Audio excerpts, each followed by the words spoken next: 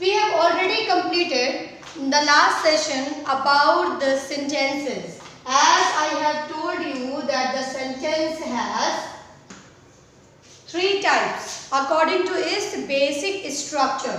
Okay? In its basic structure, I have told you the first type of simple sentence. This I have already introduced to you. Next one is about compound sentences. Compound sentences, and third one, that is complex sentences. Before starting compound and complex, the introduction of compound and complex, I would like to ask some question. Are you ready for that question, children? Yes, ma'am. Okay. Okay, let me see that how many children are there. Okay, 20 attendees are there. So the first question is, what is clause? Balakrishna, please tell me what is clause. You can give me an example also.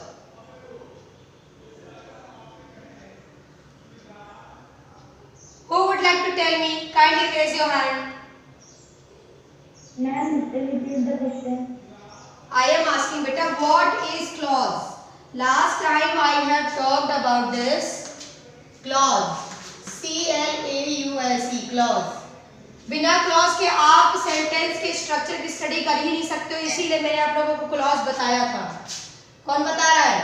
हाथ खड़ा करो. Abhinav, Poonam, Rituraj, Harshita. Okay, Harshita, tell me. Harshita is gone. Yes, ma'am. Rituraj, kindly tell beta. Clause is a group of words that has a verb and does not make a complete sense. For example, which is in the verb. Yes, very good. So clause के बारे में भी क्या पता चला हमें? Clause के पास एक वर्ब होता है. It is a group of word जिसमें एक वर्ब होना जरूरी है और उसका एक अपनी मीनिंग भी होती है, एक सटीक मीनिंग होती है, लेकिन इनकम्प्लीट. कैसी होती है? इनकम्प्लीट. अगर बच्चों यही चीज कंप्लीट मीनिंग हो जाएगी तब तो ये सेंटेंस बन जाएगा. और जो क्लॉज जिसकी मीनिंग कंप्लीट होती है उसे ही हम सेंटेंस कहते हैं. दूसरी भाषा में हम कहें तो अगर कोई आपसे सेंटेंस की परिभाषा पूछे तो आप ये भी कह सकते हो कि जिस क्लॉज की मीनिंग कंप्लीट होती है उसे हम क्या कहते हैं? सेंटेंस कहते हैं. या आप ये भी कह सकते हैं कि क्लॉज दो टाइप्स के होते हैं. पहला तो मैंने क्या बताया था? Independent clause, and second one I have told you dependent clause. Independent clause कौन सा होता है बच्चों? जो अपने आप खड़ा रह सकता है, उसे किसी भी एक्स्ट्रा या एडिशनल इंफॉर्मेशन की जरूरत नहीं पड़ती. डिपेंडेंट क्लॉज वो होता है जिसकी मीनिंग अपने आप में इनकम्प्लीट होती है. जैसे मैं आप लोगों को आज फिर एक एग्जांपल दे रही हूँ so that it will be easy for you all to know about this. The example is Radha, who is the monitor of our class, got first prize. जैसे मैंने ये लिख दिया, इसमें जो एडिशनल जानकारी हमने दी है, who is the monitor of our class, ये क्या है? आपका क्लॉज है. क्या है? क्लॉज है. और क्लॉज भी मैंने लोगों को क्लॉज के सिर्फ दो ही टाइप्स बताए हैं, इंडिपेंडेंट और डिपेंडेंट. लेकिन जब एग्जाम जो अगर क्लॉज तो आपके एग्जाम में आएगा नहीं, लेकिन आपके बुक में क्लॉज के दूसरे और भी टाइप दिए, जैसे noun clause, adverb clause, adjective clause, और भी बहुत सारी चीज दी हुई है. उसको जानने की आप लोगों को अभी उतनी जरूरत नहीं है, क्योंकि मेनली जो हमारा मकसद है वो है सेंटेंस को जानना. ठीक है, तो अभी हम इसके बारे में डिस्कस नहीं करेंगे. अभी जो मैंने आप लोगों को बताया कि who is the monitor of our class, ये जो हमने क्लॉज लिख दिया है. अब इस क्लॉज को हमें क्या करना है? अब हमें इससे पता लगाना है. अब इस क्लॉज को अगर क्या हम अकेले लिख सकते हैं बच्चों? नहीं लिख सकते. लिख सकते हैं क्या? अगर इसे दो भाग में तोड़ दें सेंटेंस को, जैसे मैंने लिख दिया राधा गॉट फर्स्ट प्राइज, लिखा एक सेंटेंस। दूसरा सेंटेंस तोड़ के हमने लिख दिया who is the monitor of our class. ठीक है, अब इस सेंटेंस में एक पार्ट ये हो गया, दूसरा पार्ट ये हो गया। ये भी ग्रुप ऑफ वर्ड है, ये भी ग्रुप ऑफ वर्ड है, इसमें भी वर्ब है, इसमें भी वर्ब है। लेकिन ये जो है ये अपने आप खड़ा रह सकता है, लेकिन इसको हम अकेले नहीं लिख सकते। तो जो अपने आप खड़ा रह सकता है इस क्लॉज को हम क्या बोलेंगे? इंडिपेंडेंट क्लॉज बोलेंगे। क्या बोलेंगे? Independent clause. और जो खड़ा नहीं रह सकता इसको हम बोलेंगे डिपेंडेंट क्लॉज। क्लास आया समझ में? Yes ma'am. हाँ, यस मैम। अब यही जो हमने ये कॉन्सेप्ट जान लिया है, अब इस कॉन्सेप्ट को जानने के बाद हम चलेंगे कंपाउंड सेंटेंस की ओर। कंपाउंड सेंटेंस, ठीक है। अब मैं एक इंडिपेंडेंट क्लॉज लिखने जा रही हूँ। जैसे मैंने एक इंडिपेंडेंट क्लॉज लिखा,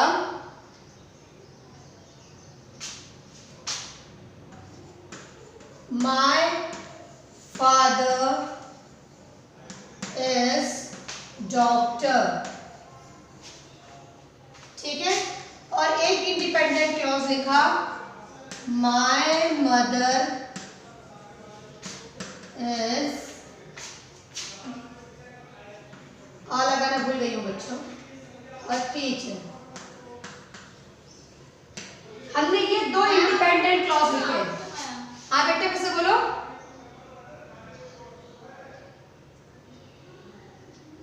क्या बोल रहे थे बच्चा? कोई कुछ बोल रहा था। अच्छा, आर नहीं लगा है, ठीक है।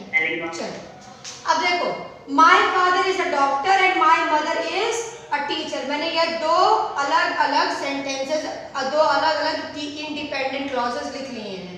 अगर हमें इन दोनों को ज्वाइन करना हो तो हम कैसे लिखेंगे? My father is a doctor and my mother is a teacher। तो हमने किस वर्ड से इन दोनों को जोड़ दिया? इस वर्ड, इस जॉइनिंग वर्ड से हमने इन दोनों सेंटेंसेस को जोड़ के क्या कर दिया? एक बड़ा सेंटेंस बना दिया। और ये जो बड़ा सेंटेंस है यही आपका क्या है? कंपाउंड सेंटेंस है। क्या है? Compound sentence. अब कंपाउंड सेंटेंस की डेफिनेशन याद करो। डेफिनेशन क्या याद करो, उसके बारे में जान लो। कंपाउंड सेंटेंस उस सेंटेंस को कहते हैं which includes to or more different independent clauses so that we can separate both of the, it means all of the independent clauses। मतलब कंपाउंड सेंटेंस एक ऐसा सेंटेंस होता है जिसमें कि उस सेंटेंस से दो अलग अलग, उसके टुकड़े अलग अलग करके हम अलग अलग इंडिपेंडेंट क्लॉजेस बना सकते हैं। फिर से सुन लो, जिसमें हम दोनों ही इंडिपेंडेंट क्लॉजेस को हम अलग अलग बना सकते हैं। लेकिन कुछ सेंटेंसेस ऐसे होंगे जिसमें से हम इंडिपेंडेंट क्लॉजेस और डिपेंडेंट क्लॉजेस को अलग अलग नहीं कर पाएंगे। जैसे मैं आपको अभी एक एग्जांपल दूंगी। देखो, आपके बुक में कंपाउंड सेंटेंस के साथ साथ कोऑर्डिनेट क्लॉजेस भी दिया हुआ है, तो मैं आप लोगों को थोड़ा कोऑर्डिनेट क्लॉजेस भी बता देती हूँ जिससे तुम लोगों के लिए इजी हो जाएगा।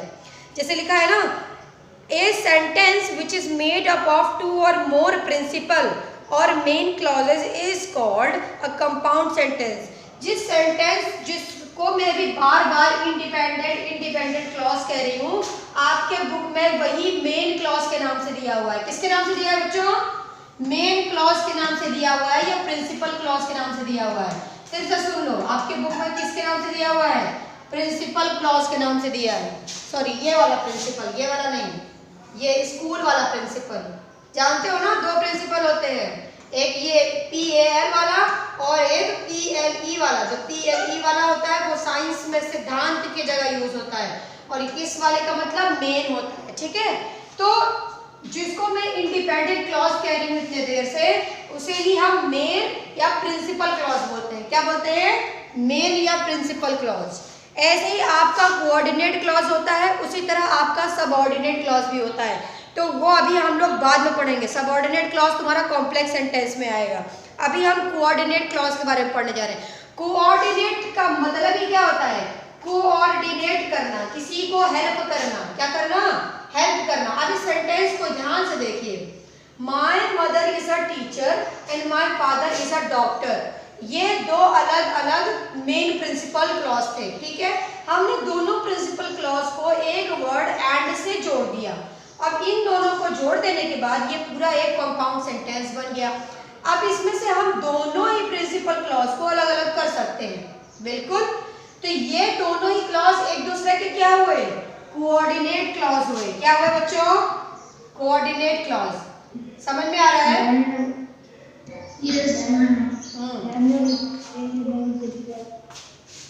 किसी को समझ में ना आ रहा हो तो मुझसे फिर से पूछ ले, मैं फिर से बताऊंगी। Coordinate clause. हाँ, अब देखो, जैसे मैं एक एग्जांपल, दूसरा एग्जांपल दूंगी तो समझ में आ जाएगा। जैसे लिखा है,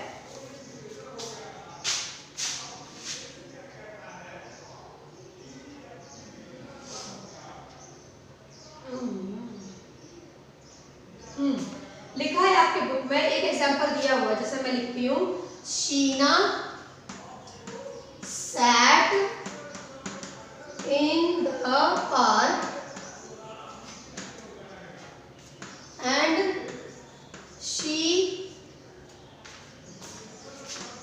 read a book। इसमें देखो, Sheena sat in the park एक अलग प्रिंसिपल क्लॉज है, she read a book एक अलग प्रिंसिपल क्लॉज है। Am I right class? Yes ma'am। हाँ, अब इसमें से ये वाला क्लॉज जो है और ये दूसरा वाला क्लॉज जो है, ये दोनों ही प्रिंसिपल क्लॉज को हम दो अलग अलग सेंटेंसेस में चेंज कर सकते हैं, अलग अलग कर सकते हैं। अब देखो, एक सेंटेंस में और लिखूंगी। ठीक है, अब ध्यान से सुनना, देखना उसको। Sheena sat in the park and read a book। हमने क्या कर दिया इस सेंटेंस में? हमने इस सेंटेंस में शीना के लिए जो शी लगाया है उसको हटा दिया और इस सेंटेंस को एक प्रॉपर फॉर्म में लिख दिया। यही करेक्ट फॉर्म है बच्चों इंग्लिश में। इंग्लिश में रेपिटेशन को अवॉइड किया जाता है हमेशा से। अगर कोई वर्ड जुड़ सकता है, अगर कोई दो सेंटेंसेस को जोड़ सकते हो तो उसे कंपाउंड सेंटेंस बनाकर लिखना होता है। जैसे कोई एक ही आदमी कई अलग अलग तरीके की एक्टिविटी कर रहा है। जैसे मानो मैं कहूँ कि मैं उठी, फिर मैंने खाना खाया, फिर मैंने स्कूल गया, फिर मैंने स्कूल में पढ़ा और फिर मैं लौट आई। मैंने सारे काम एक साथ किए। ठीक है, अब मैं चाहूँ तो इनको अलग अलग तरीके से लिख सकती हूँ कि I rise up in the morning, I had breakfast, I went to school, I returned to I studied in the school, I returned from the school। इस तरीके से मैं बहुत सारे सेंटेंसेस लिख सकती हूँ।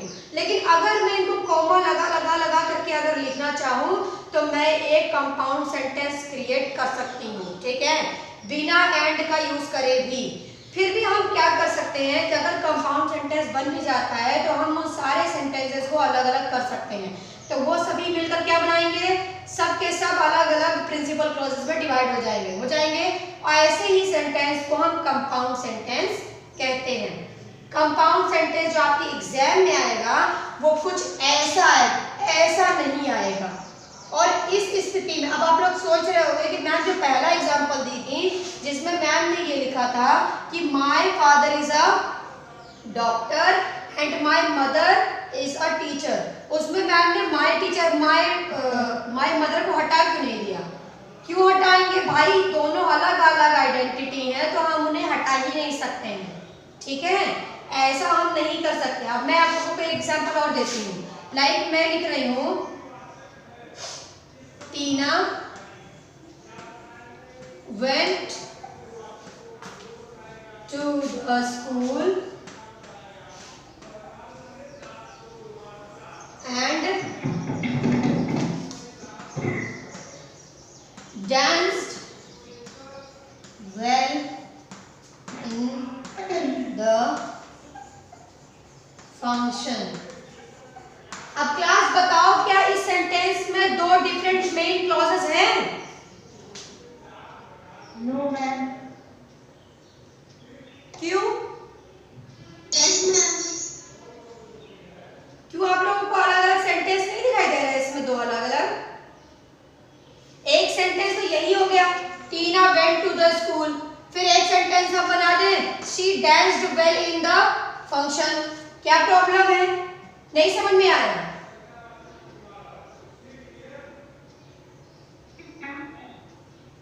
समझ में आया कि नहीं पहले ये बताओ, तभी आगे बढ़ेंगे, वरना नहीं बढ़ेंगे। फायदा क्या, हम पढ़ाते जाए तुम लोग को समझ में ना आए।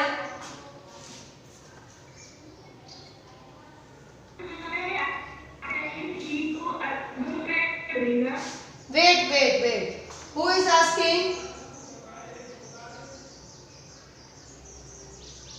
Who is asking, my children? Who is asking, beta?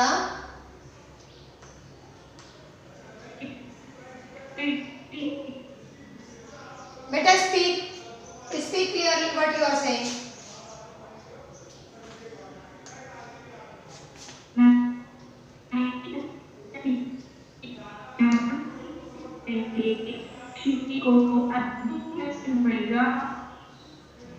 बेटा आपकी आवाज क्लियर नहीं आ रही है। बच्चों क्या कह रहे हैं ये बच्चे, जरा मुझे बता दो।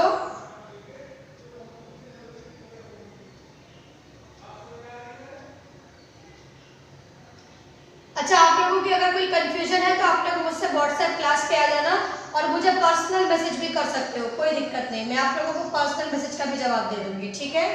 अभी मैं आप लोगों को आगे का बताती हूँ, कॉम्प्लेक्स सेंटेंस। इतना समझ में आया हो तो मैं कॉम्प्लेक्स सेंटेंस इंट्रोड्यूस करूँ।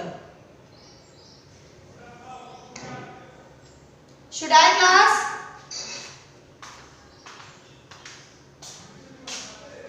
Class, please tell.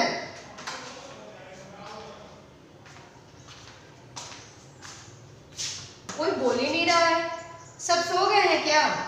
सबको समझ में आ रहा है कि नहीं? कंपाउंड सेंटेंस समझ में आया कि नहीं ये बताओ। सौम्या शुक्ला, सौम्या शुक्ला,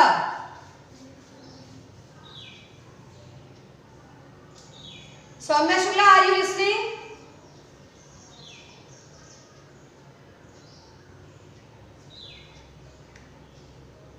उत्कर्ष यादव, आर यू लिसनिंग?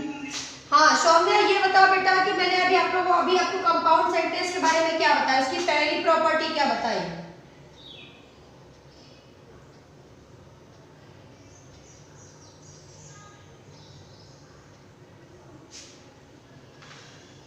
ऐसे कैसे चलेगा बच्चों, तुम लोग बता ही नहीं रहे हो, मैं कैसे जान पाऊंगी कि आप लोगों को आ रहा है नहीं आ रहा है ना। इसके लिए आप लोगों को सही, अच्छा चलो मैं तुम लोगों को अभी आगे पहले कॉम्प्लेक्स सेंटेंस बताऊंगी तो तुम लोगों को समझ में आ जाएगा, ठीक है। अभी हम बात करने जा रहे हैं कॉम्प्लेक्स सेंटेंस की। अभी तो हमने कंपाउंड सेंटेंस में क्या जाना कि दो डिफरेंट प्रिंसिपल क्लॉजेस को मिलाकर हम एक कंपाउंड सेंटेंस क्रिएट कर सकते हैं। अब हम कॉम्प्लेक्स सेंटेंस की ओर बढ़ते हैं। कॉम्प्लेक्स सेंटेंस जो होता है उसमें एक प्रिंसिपल क्लॉज और एक उसमें सबऑर्डिनेट क्लॉज जुड़ा होता है या उससे ज्यादा जुड़ा होता है। जैसे कि मैं एक एग्जांपल देती हूँ, आप लोग समझ में आ जाएगा। हाँ बेटा पूछो।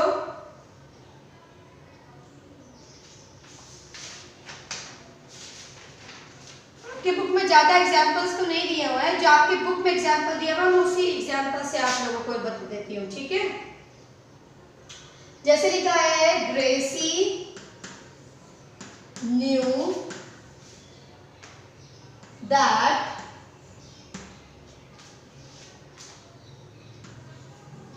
her doll was the prettiest. अब इस सेंटेंस में आप लोग देखो, एक इसको अगर हम लोग डिवाइड करना चाहें दो अलग अलग वर्ब के अकॉर्डिंग, पहले वाले में ये वर्ब है और दूसरे वाले में ये वर्ब है। चलो दोनों को अलग करते हैं। पहला आपका बनेगा ग्रेसी,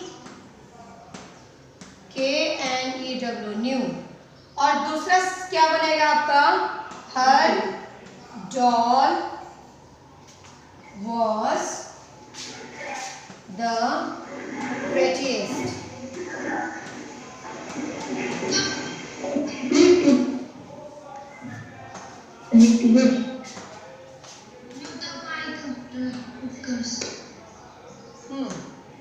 अब देखो, अब इसमें हमने दो सेंटेंस बनाए, पहला है ग्रेसी न्यू और दूसरा हर डॉल वाज द प्रेटीएस्ट। अब तुम लोग बताओ इन दोनों में से कंप्लीट सेंटेंस कौन सा है, मतलब कंप्लीट क्लॉज कौन सा है जिसकी मीनिंग कंप्लीट है? सेकंड की, बिल्कुल सही। तो जो सेकंड वाला सेंटेंस है वो आपका क्या हो जाएगा, प्रिंसिपल क्लॉज हो जाएगा। क्या हो जाएगा आपका, प्रिंसिपल क्लॉज। और ये जो है वो आपका क्या हो जाएगा, सबऑर्डिनेट क्लॉज। क्या हो जाएगा, सबऑर्डिनेट क्लॉज। और इस प्रिंसिपल क्लॉज और सबऑर्डिनेट क्लॉज में से प्रिंसिपल क्लॉज क्या है, इंडिपेंडेंट है, वो अलग भी रह सकता है, और सबऑर्डिनेट क्लॉज अलग नहीं रह सकता। उसे जोड़ने के लिए हमें किसी न किसी वर्ड की जरूरत पड़ेगी, ये अलग नहीं खड़ा रह सकता, इसीलिए इसको सबऑर्डिनेट क्लॉज कहते हैं। और इस सेंटेंस को हम अलग अलग नहीं कर सकते, अगर करेंगे तो दोनों के ही अर्थ क्या हो जाएंगे, निराधार हो जाएंगे, मतलब बेसलेस हो जाएंगे, दोनों की ही कोई भी मतलब मीनिंग नहीं रह जाएगी। ये खाली खड़ा रह सकता है लेकिन इसकी मीनिंग प्रोबेबली हमारी नहीं निकल रही है, लेकिन अगर इसके साथ निकल ले रहे हैं तो हम इस सेंटेंस को दो अलग अलग भागों में तोड़ नहीं सकते। अब मैं आप लोगों को कुछ पहचान बताने वाली हूँ कि आप लोग पहचानोगे कैसे कि कौन सा सेंटेंस सिंपल है, कौन सा कंपाउंड है और कौन सा कॉम्प्लेक्स है। कंपाउंड से सिंपल सेंटेंस तो मैंने आप लोगों को बता दिया कि कोई भी इंडिपेंडेंट क्लॉज सिंपल सेंटेंस होता है, बताया ना क्लास, ये तो सिंपल है, जान जाओगे आराम से। अब कंपाउंड सेंटेंस कैसे पहचानोगे, कंपाउंड सेंटेंस के कुछ वर्ड हैं जो फिक्स हैं, जैसे एंड, बट, नॉर, और, not only, but also, neither, either। इतने लर्न कर लो, फिर से सुन लो बच्चों। एंड, बट, नॉर, और, not only, but also, neither, either, इतने ही हैं जो कंपाउंड सेंटेंस क्रिएट करने में हेल्प करते हैं। अगर किसी दो सेंटेंसेस को जोड़ने के लिए एंड का यूज हुआ हो, बट का यूज हुआ हो, और का यूज हुआ हो, नीदर नॉर का यूज हुआ हो, ईदर और का यूज हुआ हो, नॉट ओनली बट ऑल्सो का यूज हुआ हो, तो समझ जाना वो सेंटेंस क्या है, कंपाउंड सेंटेंस है।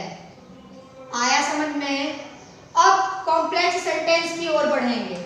कॉम्प्लेक्स सेंटेंस कैसे पहचानोगे, इसके भी दो तीन तरीके हैं। पहला तो आपका या तो दैट आएगा, ठीक, या तो विच आएगा, ठीक, या तो हु आएगा, ठीक, हाँ ये बेटा बिकॉज आ सकता है,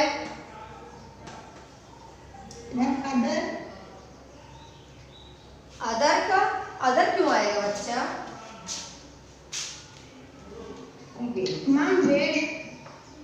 हाँ वेयर हो सकता है लेकिन कंफर्म नहीं कर सकते हैं, मतलब ये कोई पहचान जरूरी नहीं है कि वेयर, लेकिन अगर दैट बिकॉज ये सवाल आते हैं तो वो पक्का कॉम्प्लेक्स सेंटेंस ही होगा।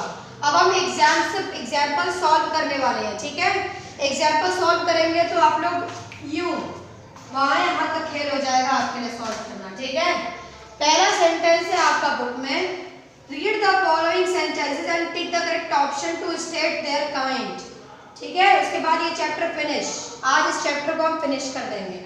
इसमें से 5 क्वेश्चंस मैं करवा दूंगी, rest of the question you will have to do. Can you class कर लोगे आप लोग? Yes, ma'am. So the first one is I Yes, ma'am. saw the children participating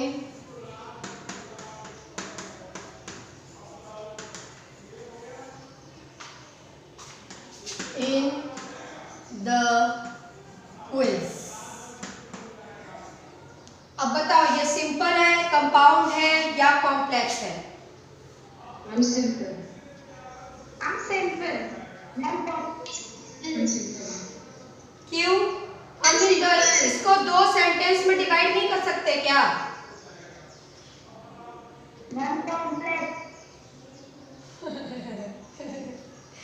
complex हो गया तुरंत, जैसे ही मैंने बोला तुरंत चेंज, दिमाग चेंज कर लेते हो तुरंत, है ना।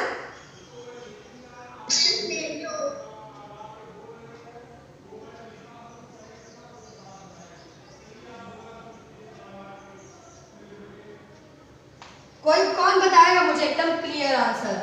उत्कर्षी, will you tell me? Utkarshi, Yes, ma'am. हाँ बेटा बताओ। ये सिंपल है, कंपाउंड है, कॉम्प्लेक्स है, क्या है? और जो भी है क्यों है? Complex. क्यों कॉम्प्लेक्स है बेटा? इसमें कहाँ पे सबऑर्डिनेट क्लॉज है बेटा? पार्टिसिपेटिंग इन द क्विज को क्या अलग से लिख सकते हो क्या? पार्टिसिपेटिंग इन द क्विज में कहाँ से वर्ब है, अलग कहाँ से आ गया? क्लॉज में तो वर्ब होना चाहिए ना।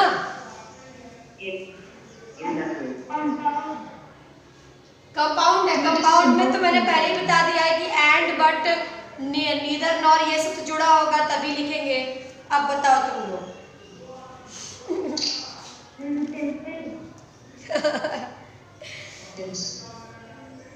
अरे तुम लोग इतना कंफ्यूज हो जाओगे तो एग्जाम में कैसे सॉल्व करोगे? दिस इज सिंपल सेंटेंस, आया समझ में? हाँ Simple. देखो अब तुम लोग को मैं बता रही हूँ फिर से, तुम लोग को इसीलिए तुम लोग को मैं कह रही हूँ कि तुम लोग कंफ्यूज बहुत हो रहे हो। फिर से सुनो, इस सेंटेंस में अगर हम 2 भागों में डिवाइड करना भी चाहें तो भी नहीं कर सकते। जैसे देखो एक सेंटेंस है इसमें आई सॉ द चिल्ड्रन, ठीक है। दूसरा सेंटेंस ये हो सकता था the children was participating in the quiz, ये होता। लेकिन यहाँ पर वाज की क्षमता है या नहीं है ये हम क्यों डिसाइड करेंगे? हम जबरदस्ती थोड़ी ना डिसाइड करेंगे। हमने यहाँ पर क्रिया कितनी बार हुई? सिर्फ एक क्रिया हुई है, और वो क्रिया कौन सी है? देखने वाली क्रिया है। इसमें ये तो काम बच्चे कर रहे हैं ना, ये काम ये आदमी थोड़ी ही कर रहा है। फिर से सुन लो, जैसे पिछले वाले सेंटेंस में क्या था, शीना क्या कर रही थी? पहले तो शीना जो थी वो पार्क में बैठी हुई थी, फिर दूसरा वो पार्क में क्या कर रही थी? पार्क में कुछ काम कर रही थी। क्या कर रही थी वो? कहाँ गया था सेंटेंस? उसके बाद दूसरा वो क्या कर रही थी? रीड द बुक, वो पढ़ाई भी कर रही थी, और दोनों का काम करने वाला व्यक्ति सेम था। याद आया कुछ? लेकिन यहाँ देखो, देखने वाला व्यक्ति एक है, लेकिन ये पार्टिसिपेट करने वाला कोई दूसरा आदमी है, उसका ऑब्जेक्ट है ना कि उसका सब्जेक्ट। इसलिए ये सेंटेंस सिंपल सेंटेंस होगा। आया समझ में क्लास? आया समझ में? हाँ, आप कंफ्यूज मत होना, ठीक है? दूसरा सेंटेंस करते हैं। यही सब छोटी छोटी बातें हैं जिससे आप लोग कंफ्यूज हो जाते हो, इसीलिए मैंने आप लोगों को कंफ्यूज करने के लिए पूछा। नेक्स्ट सेंटेंस है आपका, second one is Rohit is an intelligent boy with a good grasping power। अब बताओ। Ma'am complex sentence, complex sentence. पक्का? कैसे? कॉम्प्लेक्स सेंटेंस में मैंने बताया था कि आप उसमें से एक सेंटेंस को अलग कर सकते हैं और दूसरे सेंटेंस को भी अलग नहीं कर सकते हैं। उसमें से एक प्रिंसिपल क्लॉज होता है और एक सबऑर्डिनेट क्लॉज होता है, और सबऑर्डिनेट क्लॉज होता है वो अकेले खड़ा नहीं रह सकता। लेकिन अगर इस सेंटेंस को दो भागों में तोड़े तो दोनों ही सेंटेंस अलग अलग खड़े रह सकते हैं। ध्यान से देखो, Rohit is an intelligent boy, और अगर हम कहें Rohit has good grasping power, तो ये दो अलग अलग सेंटेंस बन सकते हैं और दोनों ही प्रिंसिपल क्लॉज होंगे। इसलिए ये सेंटेंस कैसा है? कंपाउंड सेंटेंस है। आया समझ में? Next sentence, excuse me ma'am. हाँ बेटा बताओ। Ma'am, I have written my doubt in the chat section because it was network problem. Okay, let me see.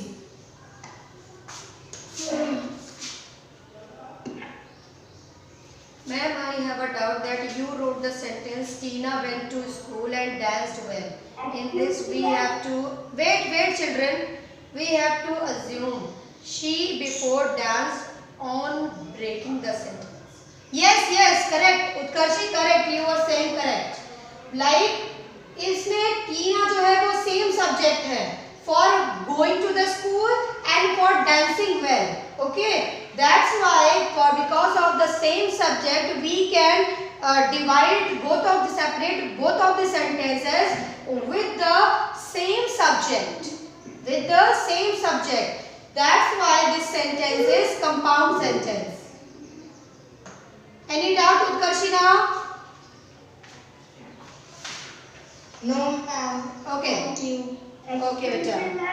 Yes, dear. What is the meaning of grasping? Grasping मतलब होता है किसी चीज को खींच लेने की, पकड़ लेने की, होल्डिंग एक तरीके से। ग्रैस्प नहीं कहते हैं जैसे किसी चीज को जकड़ लेना, जकड़ने को वैसे बोलते हैं ग्रैस्प करना। अब ग्रैस्पिंग पावर उसके लिए लिखा जाता है लोगों के लिए, जैसे कि कोई आदमी किसी चीज को कितनी जल्दी से ग्रहण कर लेता है। क्या हुआ हिंदी में? ग्रहण कर लेना, मतलब जकड़ लेना, जितनी जल्दी ग्रहण कर ले। तो उस ग्रैस्पिंग पावर का इसका मतलब होता है कि कौन आदमी के पास कितनी जल्दी ग्रहण करने की क्षमता है। ठीक है? So Reena didn't like the pudding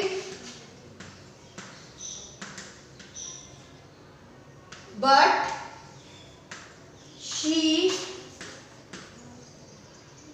ate the preparation.